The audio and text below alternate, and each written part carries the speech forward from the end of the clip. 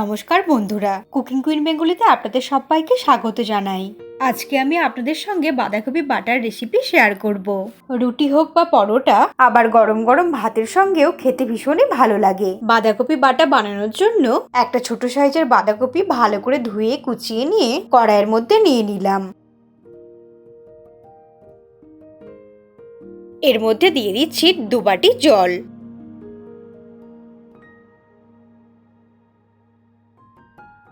আর দিয়ে দিচ্ছি 1/4 টিস্পুন লবণ। এরপর ফ্লেমটা অন করে একদম লোতে করে দিয়ে ঠিক এইভাবেই ঢাকা দিয়ে সেদ্ধ হতে দেব 2 মিনিটের জন্য।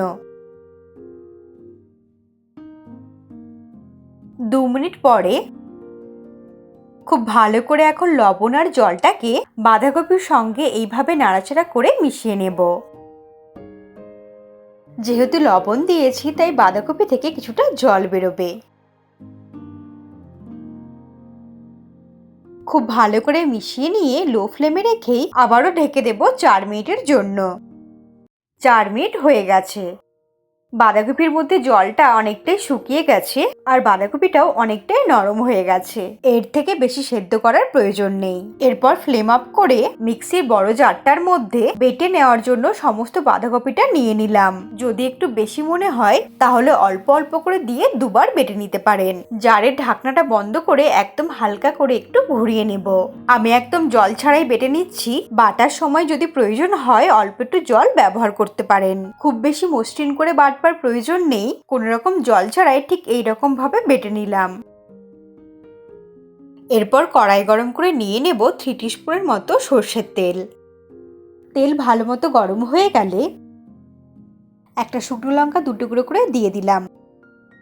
দিয়ে দিচ্ছি 1/4 টিস্পুন কালো জিরে আর দিয়ে দিচ্ছি 8 থেকে 10 কোয়া কুচানো রসুন। ফোড়নটাকে মিডিয়াম ফ্লেমে 10 থেকে 15 সেকেন্ড ফ্রাই করে নেব।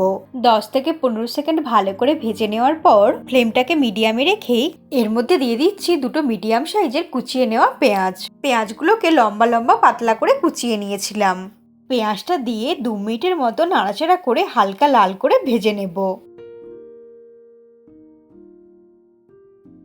পেঁয়াজটাকে কিন্তু ঠিক এইরকম লাল লাল করে ভাজতে হবে। 2 মিনিট পরে দিয়ে দিচ্ছি একটা ছোট সাইজের টুকরো করে কেটে নেওয়া আলু। আলুটা দিয়ে পেঁয়াজের সঙ্গে মিশিয়ে নিয়ে আরো 2 মিনিট নাড়াচাড়া করে আলুটাকেও একটু ভেজে নেব।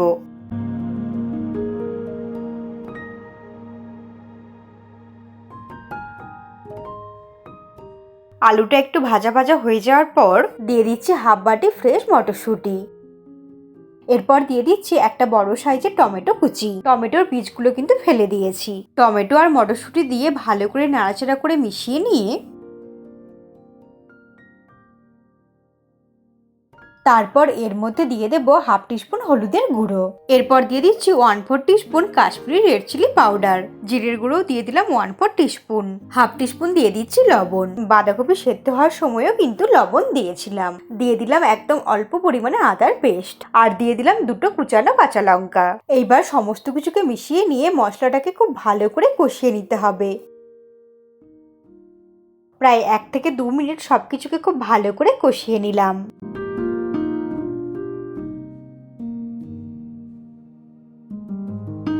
2 থেকে 3 মিনিট নাড়াচাড়া করে মশলাটাকে খুব সুন্দর করে কষিয়ে নিলাম। এরপর বেটে রাখা বাঁধাকপি এর মধ্যে দিয়ে দিচ্ছি। ফ্লেমটাকে মিডিয়ামে রেখে সমস্ত বেটে রাখা বাঁধাকপিটা দিয়ে এখন খুব ভালো করে মশলার সঙ্গে মিশিয়ে নেব।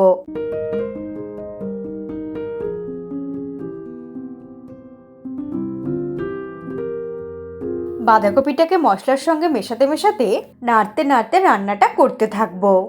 বাঁধাকপিটাকে যত ভালো করে নাড়াচাড়া করে রান্নাটা করব খেতে ততটাই বেশি স্বাদের হবে।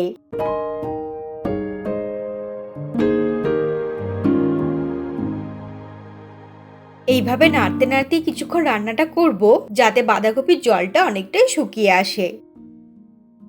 এই সময় দিয়ে দিচ্ছি একদম অল্প পরিমাণে ধনেপাতা কুচি। ধনেপাতাটা দিয়ে সবকিছুর সঙ্গে ভালো করে একটু মিশিয়ে নেব।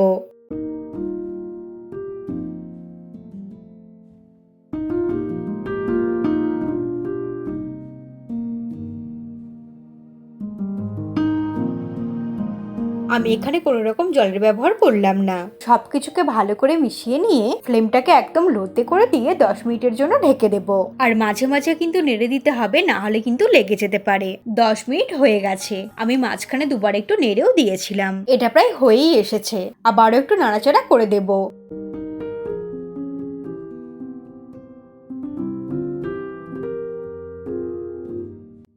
একদম শেষে দিয়ে দিচ্ছি 1/4 টিস্পুন গরম মশলার গুঁড়ো, দিয়ে দিচ্ছি 1/2 টিস্পুন চিনি, আর এর সঙ্গে ছড়িয়ে দিচ্ছি অল্প একটু কাঁচা সর্ষের তেল। তবে চিনির পরিমাণটা নিজেদের পছন্দ মতো কমিয়ে বা বাড়িয়ে ব্যবহার করতে হবে। চিনি দিলে টেস্টটা অনেকটাই সুন্দর হয়। রান্নাটা কিন্তু একদম রেডি। আর দেখতে ভালো লাগার জন্য আমি একটা প্লেটের মধ্যে নিয়ে এইভাবে সার্ভ করে দিয়েছি। এটা কিন্তু গরম গরম লুচি, রুটি, পরোটা সবকিছুর সঙ্গে খেতে ভীষণই ভালো লাগবে। আশা করি আজকের এই বাঁধাকপি বাটার রেসিপি আপনাদের ভালো লেগেছে। আমার মতো করে এইভাবে একবার বাড়িতে বানালে কমেন্ট করে জানাবেন খেয়ে আপনাদের কেমন লাগলো। ভালো থাকবেন আর সুস্থ থাকবেন। আমি আবারও ফিরে আসবো নতুন রেসিপির সঙ্গে।